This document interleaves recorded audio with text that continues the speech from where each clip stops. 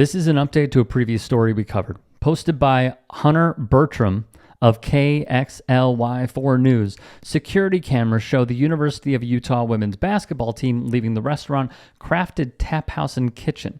Per Bertram, those accused of racially abusing the team waited for the players, then would follow them back to their hotel. I want to be clear about this. Despicable behavior by the locals, abetted by, in my view, local politicians, and a reckoning that must be had. The story is layered, so stay with us. After the team's coach, Lynn Roberts, went public with the media, this video was posted. A press conference would be held. We're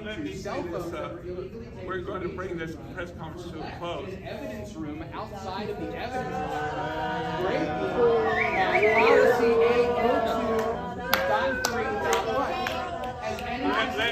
Let me just say this. There is another law called the verbal assault law. This press conference is ended. Thank you. Thank you very much for coming. Thanks, you made it. And when officials in Idaho addressed the media, alt-right incel Dave Riley would interrupt it, during which he used a child as a shield. More on him in a moment. You know, we had several instances of some kind of racial hate crimes towards our program, and incredibly upsetting for all of us. This was Roberts and her presser. The story goes as follows. The Utah women's hoops team told police a man in a truck displaying a Confederate flag revved his engine and shouted the N-word and racial slurs. When they left dinner, the same truck and another vehicle awaited them and followed them to their hotel. Meanwhile, this is white supremacist Dave Riley, and he has a history. He would give tips to his fellow people at the Unite the Right rally in Charlottesville, you know, the one that killed Heather Heyer and wounded others.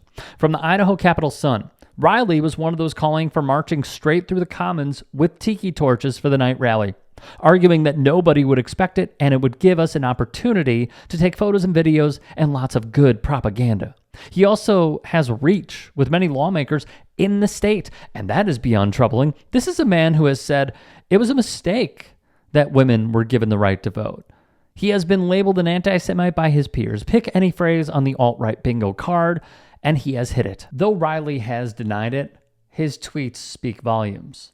Per the Idaho Capital Sun, once more, he has attacked Jewish supremacy, Jewish subversion, Jewish privilege, and the supposed Israeli industrial complex. He's written that Jews control the media and invented terrorism. He's claimed that the Jewish oligarchy threatens to make us economic slaves in our own homeland, that Jewish behavior was the number one cause of anti-Semitism, and that Israel spent decades making white self-determination in the West impossible, in all caps. He's called Jews our friends in the same way that Cain was friends with Abel, referring to the first murder in the Bible. Now, speaking of those politicians in his state, it should not be lost on us that Governor Brad Little, who really put out a PR-driven statement on his Twitter saying, you know, racism is bad, hate is bad, bullying bad, we condemn bullying, blah, blah, blah.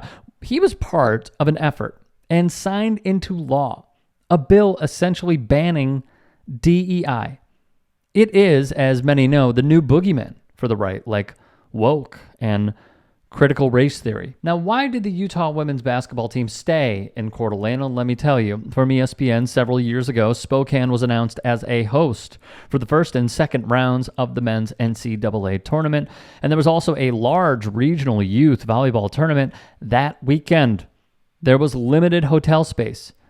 The University of Gonzaga received a waiver from the NCAA to allow teams to be housed in Coeur d'Alene.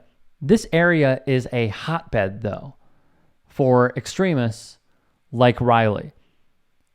So this city and northern Idaho became known as a haven for extremism and racist groups in the 70s and 80s when the Aryan nations relocated its headquarters there.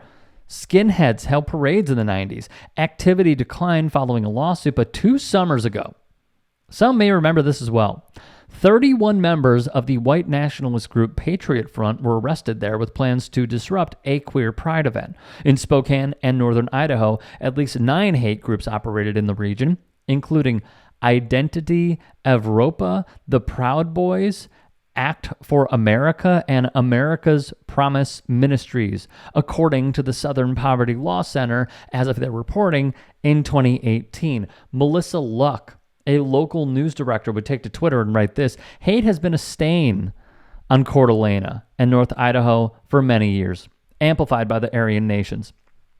They held parades down the main street in town. Their presence was so relatively recent. I interviewed some of the group's leaders in their home when I first came to Spokane.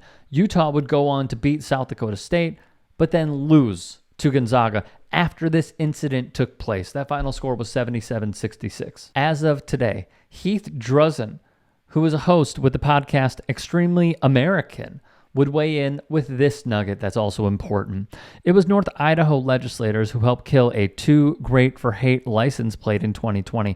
In a way, apparently, they were just being honest. This is disgusting, and unfortunately, not shocking, in a part of the state where racists and anti-Semites are once again feeling emboldened. An investigation has been launched. We will keep you all updated. If there are any stories we missed, if there are any that you, the viewer, would like to submit, get at me and follow me on Twitter, Instagram, TikTok. DMs are open. Support the channel. All of our content is free. It's the least you could do. Become a paid channel member and or go to tyt.com/join to support the network as a whole. Thank you so much. Have a great day.